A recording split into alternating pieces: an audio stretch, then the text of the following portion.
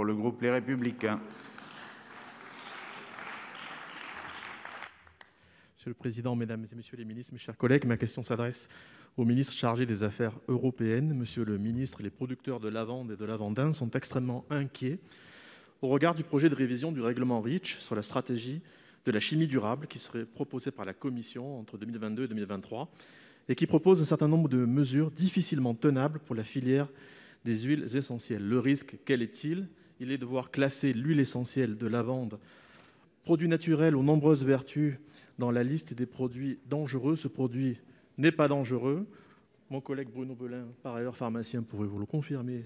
Monsieur le ministre, c'est officiel.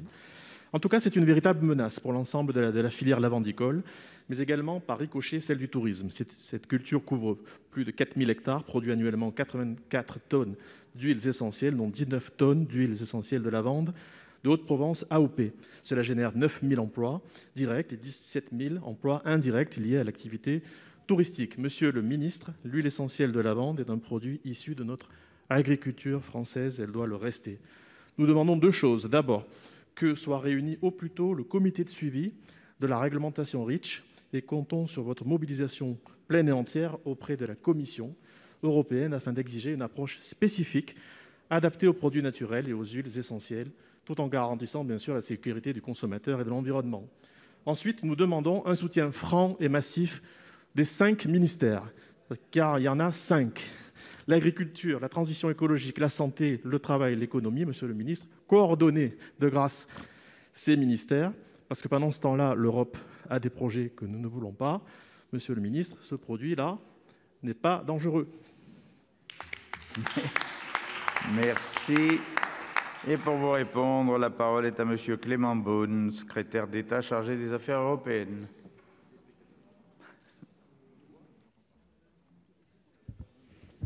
Monsieur le Président, Mesdames et Messieurs les sénateurs, Monsieur le sénateur Jean-Baptiste Blanc, je vous prie tout d'abord de bien vouloir excuser l'absence cet après-midi du ministre de l'Agriculture et de l'Alimentation, Julien Denormandie, qui est retenu aujourd'hui dans le Loiret pour le salon InnovaAgri, qui nécessitait sa présence. Mais il a réuni, vous le savez, ce matin, d'ores et déjà l'ensemble des acteurs de la filière et la préoccupation que vous avez relayée, celle de l'ensemble des producteurs de lavande, le gouvernement la partage, l'ensemble des ministères concernés que vous avez d'ailleurs cités.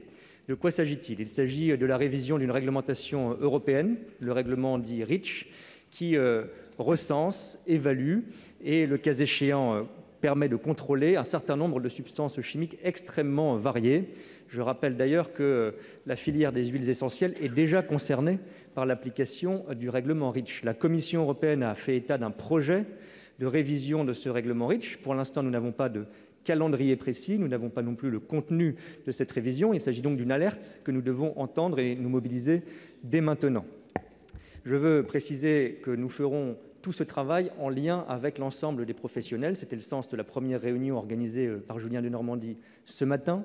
Il a annoncé à l'ensemble des professionnels la mise en place d'un comité interministériel d'information et de suivi qui associera précisément les administrations des 5 ministères concernés que vous avez cités, l'ensemble des représentants de la filière, pour que le projet soit connu, identifié dès sa présentation concrète, ce qui n'est pas encore le cas par la Commission européenne, que le cas échéant, s'il y avait des inquiétudes sur son contenu, la France puisse porter, en définissant cette position commune, relayer ces inquiétudes, ces préoccupations et faire évoluer ce projet.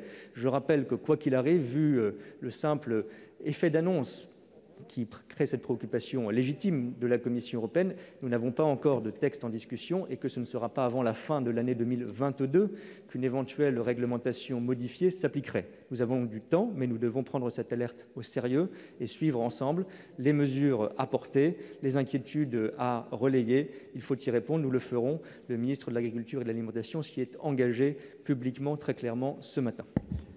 Merci. La parole est à monsieur Blanc.